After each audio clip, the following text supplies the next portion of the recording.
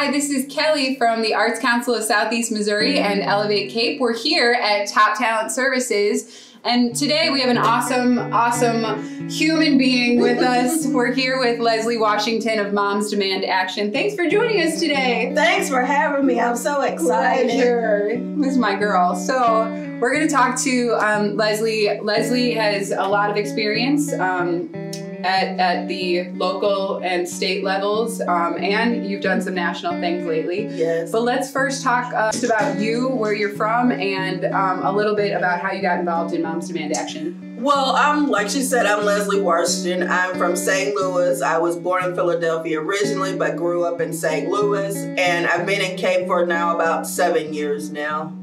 You are one of our biggest advocates for Moms Demand Action. Yes, I am. So tell me a little bit about the organization and what you guys do there, and then also specifically, I know you're like an ambassador for them. Yeah, so, poster child. So talk a little bit about being, the ambassador and what that entails, and about the organization itself. Well, like she said, Moms Demand Action is for gun sense in America. So we work with the legislators to get the laws passed and things of that nature. And also we help with grieving families that have lost members of their family, like children and things of that nature. So we kind of work, it's like a double-edged sword. So you will go to Jeff City and things like that, and have. I know recently there was a Moms Demand Action Day. Yeah, there was an advocacy day back in February. That was like February the 19th, and we were up there advocating with our legislators. And I was one of the keynote speakers, and I kind of shared a little bit about my story and my backstory and reasoning behind why I joined Moms and things that I dealt with in my past. So we do advocate. We do testify, we do things of that nature just so like legislators can do what they need to do to like close loopholes and things of that nature. Yeah, and it also puts a face. Yeah, it also, like she said, it puts a face to the name. It's not just the name, well, Leslie Washington said such and such. It's, well, you see Leslie Washington's bright little brown face. So, it kind of matches like she said, put the name to the face. Yeah, so this month, we're both wearing orange today. Yay. Shouting it out. So this coming weekend is Wear Orange. Can you tell us a little bit about the Wear Orange campaign?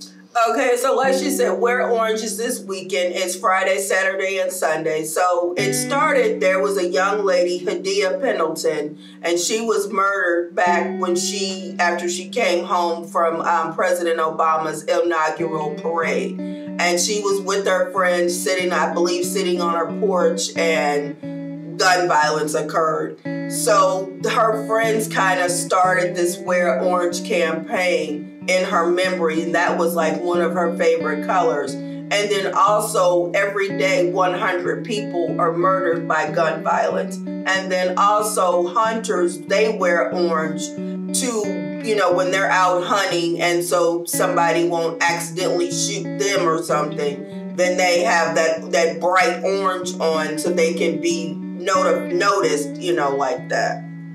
So, so this weekend we're asking everybody in Cape to definitely wear orange.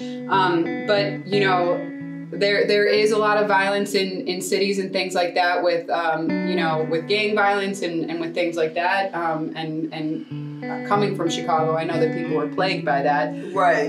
But it also now in the public conversation has extended into police violence against Black and brown communities. So Correct. What is the position of Moms Demand Action on that? Well, like Kelly said, Black and brown, it happens more so in those communities, more so than a white community. And so we just, like I said, we want to get that knowledge out. Like I had a cousin who was murdered. His case is still unsolved. Then I also had another cousin that died by gun suicide. So these are two of the reasons why I do the Wear Orange. I wear orange for them and also for other Black and brown children, men, women, Sandra Bland, any of those people, like with the current incident that just happened not too long ago. So I would like to get that knowledge out and get that awareness out so people can be more aware of it.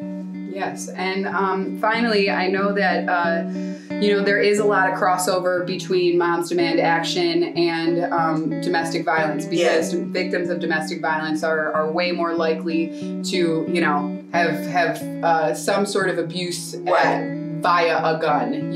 So as far as that is concerned, I know that rates, or I shouldn't say rates of domestic violence have gone up, but the severity of domestic violence has gone up since COVID. What is the stance of Moms Demand Action on that? Well, like she said, that the domestic violence has gone up because of COVID, because people are enclosed around their spouses, and it may just be one person that's making money. So they're in the house and they're closed quarters because of the COVID. So that's when tensions arise and things of that nature happen. So the domestic violence has gone up. It has increased. I myself, I'm a survivor of domestic violence. My ex, he fractured the orbit in my left eye 7 years ago. So that's how I ended up here in Cape. So that's why I deal with the domestic violence aspect of it. So it's very important to me to get that knowledge out and get that awareness out, because I was actually threatened by a gun, after I left and got away from him. So, that's, like I said, it's very important to me to get that awareness out. So women and children, if they don't have an outlet, there's websites and things that they can call and, get domestic violence hotlines. Domestic violence hotlines. And so they can get out quietly and quickly and safely, hopefully, prayerfully. I was one of the lucky ones. Sometimes women are not too lucky. Sometimes they have a lot at stake. Sometimes they, like I said, their spouse is the only breadwinner. So, they don't want to leave because of financial reasons. They don't want to leave because they're scared. There's a lot that plays into a woman not being able to leave safely, because